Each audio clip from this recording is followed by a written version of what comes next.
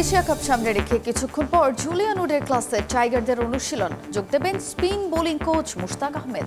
আরও দুদিন skill camp শেষে সিলেট যাবে লিটনরা। বিসিবির গঠনতন্ত্র সংস্কার না করে নির্বাচন করলে বঞ্চিত হবেন যোগ্যরা। কাউন্সিলর হতে সঠিক নীতিমালার তাগিদ। বুলবুলকে আরও সময় দেওয়ার পক্ষে পাইলট। ন্যাশনাল টিমের ক্যাপ্টেনরা ইলেকশন করতে পারবে না। কোন গাধা গরুর দেশ আমরা? বাংলাদেশের ক্যাপ্টেন কারা হয়? বেস্ট নলেজেবল লোক।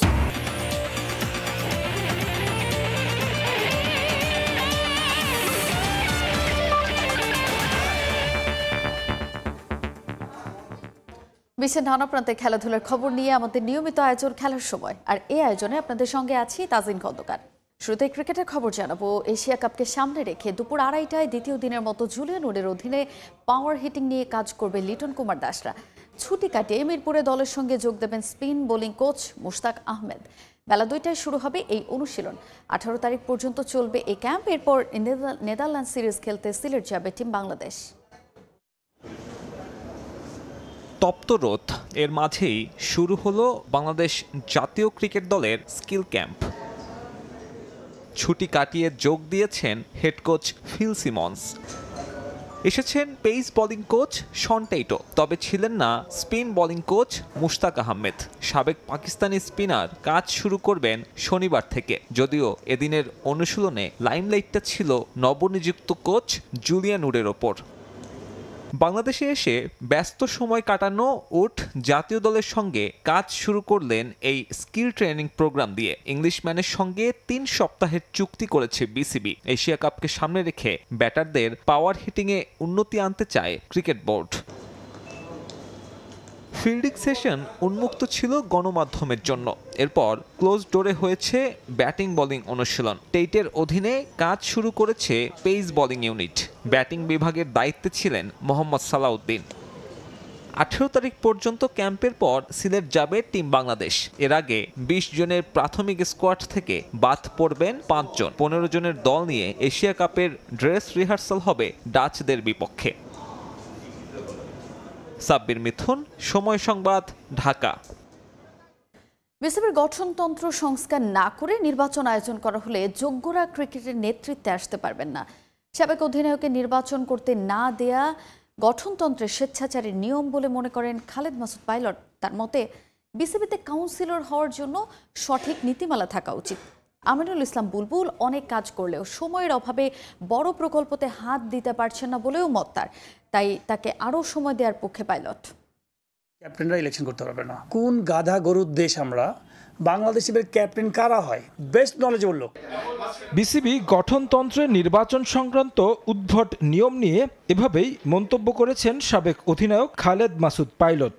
আরও একটা নির্বাচন সন্নিকটে আবারও আলোচনায় ক্রিকেট বোর্ডের গঠনতন্ত্র। 5 আগস্ট পরবর্তী সময়ে এই নীতিমালার সংস্কারে বেশ কয়েকবার উদ্যোগ নেওয়া হলেও সেটা থমকে আছে এখনো। অনেকে দাবি তুলেছেন নির্বাচিত বোর্ডের মাধ্যমে গঠনতন্ত্র সংস্কারের, অথচ দেশের সংবিধান সংস্কার হচ্ছে সর্বসম্মতিক্রমে। তাহলে বিসিবির গঠনতন্ত্র কেন নয়? অপরিবর্তিত গঠনতন্ত্রে নতুন নির্বাচন হলে উঠে আসবে না যোগ্য নেতৃত্ব। তো বাংলাদেশের প্রেক্ষাপটে যে গঠনতন্ত্রটা আছে সেটার কাছে অনেক রকম গ্যাপ আছে।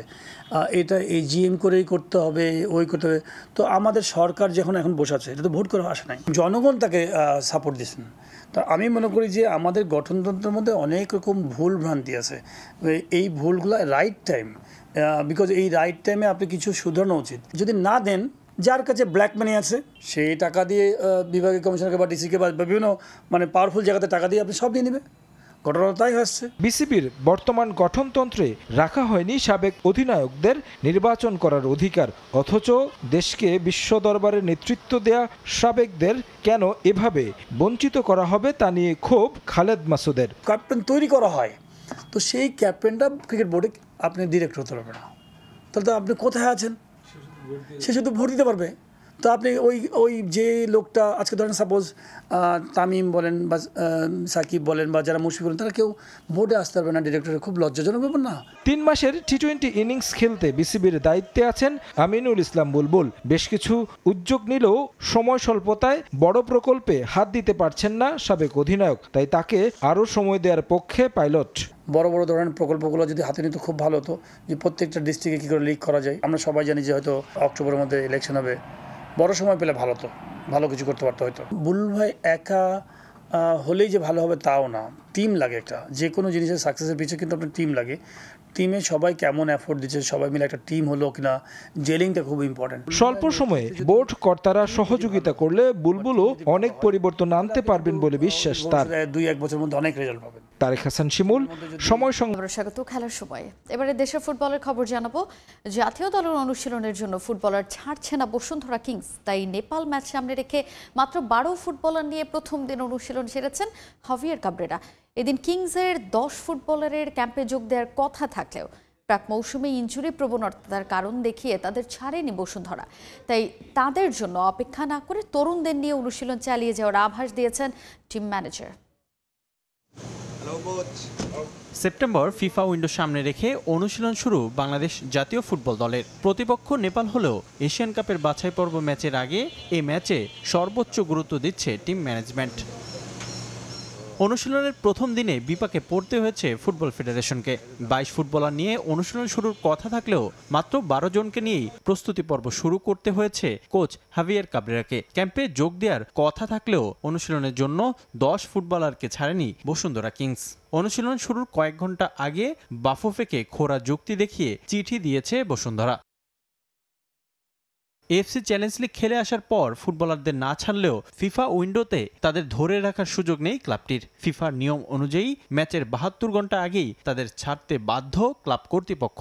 শেষ পর্যন্ত কিংসের ফুটবলাররা ক্যাম্পে যোগ না দিলেও ক্যাম্পে থাকা বাকি ফুটবলারদের নিয়ে অনুশীলন চালিয়ে যাওয়ার কথা জানান টিম ম্যানেজার। আমরা রেডি ছিলাম যে বসুন্ধরা প্লেয়ার টিমটা আসতেছে, তো যখন শুনতে পারলাম, চিঠি পেলাম, তখন না আসলে জানছি। এখন আমাদের বোর্ড এটা সিদ্ধান্ত নেবে কি করবে, নেক্সট পদক্ষেপটা কি হবে। আমরাও চিন্তা করছি যে ওদেরকে না পেলেও আমরা অন্যান্য যারা আপকামিং যারা প্লেয়াররা আছে তাদেরকে নিয়ে ট্রেনিংটা করব।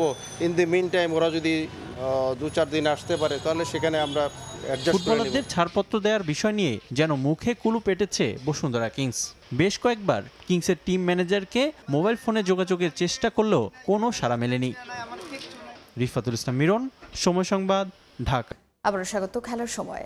সাউথ এশিয়ান গেমস সামনে রেখে নারী ভলিবল খেলোয়াড়দের নিয়ে ক্যাম্প শুরু করেছে ভলিবল ফেডারেশন। রাজধানীর বিকেএসপিতে 6 মাস আবাসিক প্রশিক্ষণ ক্যাম্প করবে নারী খেলোয়াড়রা। গতকাল বিকেলে ফেডারেশনের রিপোর্টিং করেন ক্যাম্পে ডাক পাওয়া মেয়েরা।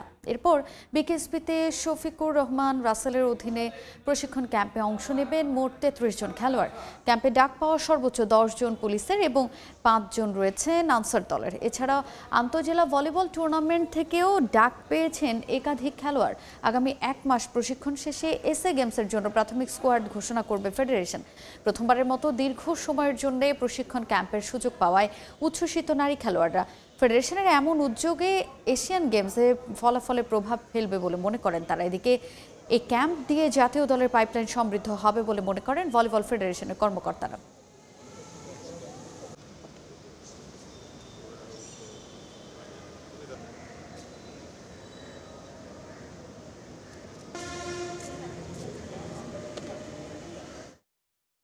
এ পর্যায়ে খেলার সময় শীর্ষ সংবাদগুলো জানিয়ে দিচ্ছে আরেকবার। এশিয়া কাপ সামনে রেখে কিছুক্ষণ পর জুলিয়ান উডের ক্লাসে টাইগারদের অনুশীলন। যোগ দেবেন spin bowling coach Mushtaq Ahmed. আরও 2 দিন স্কিল ক্যাম্প শেষে সিলেট যাবে লিটনরা।